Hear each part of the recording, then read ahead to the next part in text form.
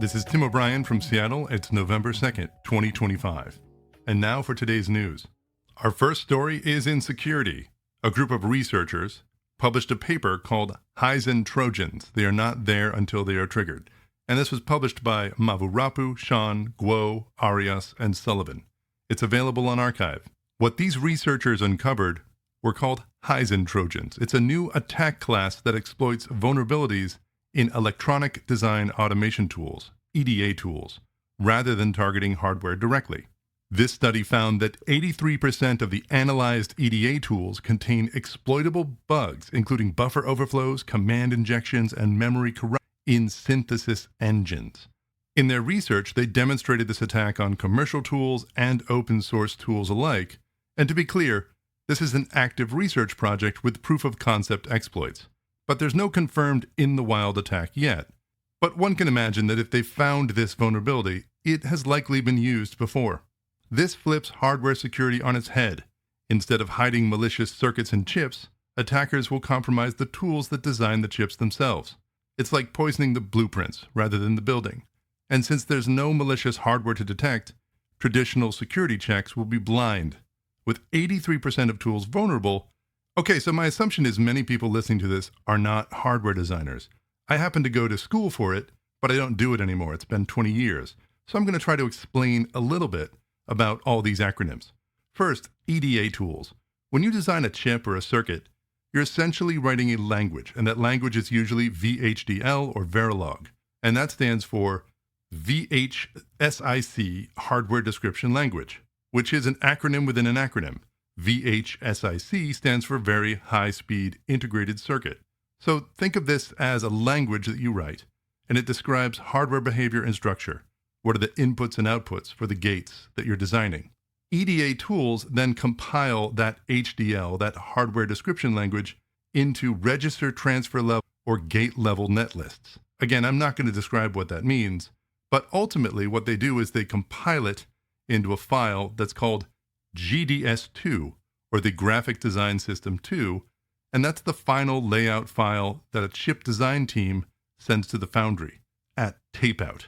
It's literally the geometric blueprint of the integrated circuit. It defines every polygon, layer, mask shape that is ultimately printed on silicon, translating the logical design into a precise physical geometry for fabrication. But once again, just to reiterate for people unfamiliar with how hardware is designed and manufactured, I'll reiterate that process. How chips are built, and I'll admit it's been 20 years since I've done this, but the process is largely the same.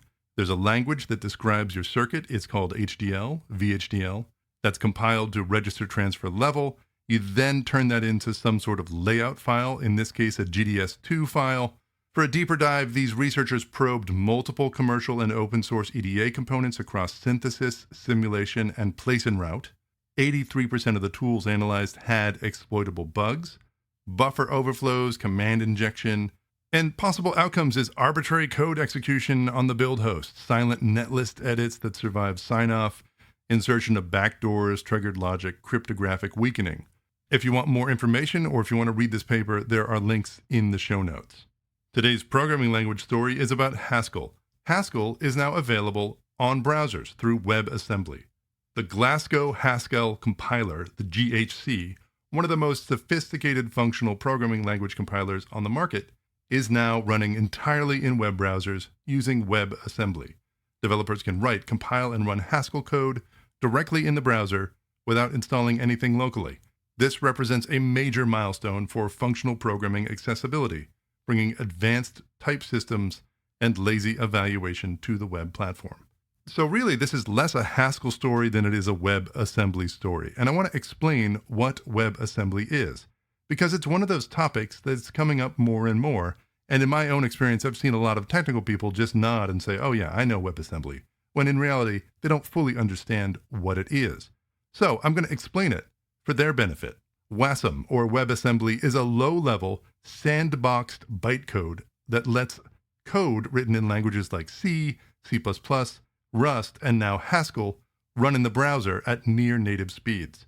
And that's critical. There are certain applications on the web that require more computing power than you can get with pure JavaScript. Think about graphics. Think about 3D rendering. This is where WebAssembly starts to become essential. And you can think of it as a universal performance layer for the web. Instead of rewriting everything in JavaScript, you compile existing languages to Wasm, and you get fast, portable, and secure execution on any modern browser.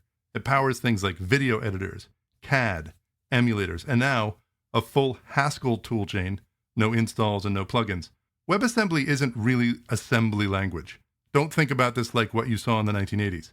It's a virtual, portable instruction set that plays the same role for the web that machine code plays for CPUs. It's assembly-like because it's low-level and efficient, but not because it maps to real processor operation codes. Wasm runs inside a virtual machine that's baked into every major browser, and also many servers, runtimes, and edge systems. It gives compiled languages like C, C++, Rust, Zig a safe, fast sandbox to execute in. WebAssembly runs in a memory-safe, capability-limited sandbox. It can't read files, open sockets, or escape to the operating system unless you explicitly let it. Think of it as a safer, more portable machine code within a firewall of validation and host-controlled permissions. If you have a browser that was installed after around 2017 or 2018, you are likely ready to run WebAssembly. You have that virtual machine embedded. And if you've used tools like Figma, SketchUp, AutoCAD has a web app, Unity WebGL, and various browser games, these are already using WebAssembly. So if you want to learn more about WebAssembly, see the show notes for links. Now next, what is Haskell? Haskell is a language, and it's a way of writing software that builds programs from small, math-like building blocks. It focuses on correctness and reliability, helping catch mistakes early and making code faster to reason about. But what makes this interesting isn't Haskell itself, it's the feat. GHC is complicated, and getting it to generate WebAssembly is an achievement to be celebrated. The broader significance that this means is that programming education and experimentation will be easier. But this follows a larger trend that I am noticing, in that tools are moving more towards the web. We've seen Python interpreters in the browser. Now we have a full Haskell compiler.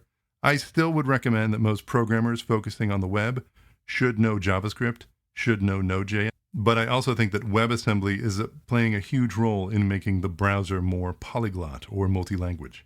For more information, please see the show notes.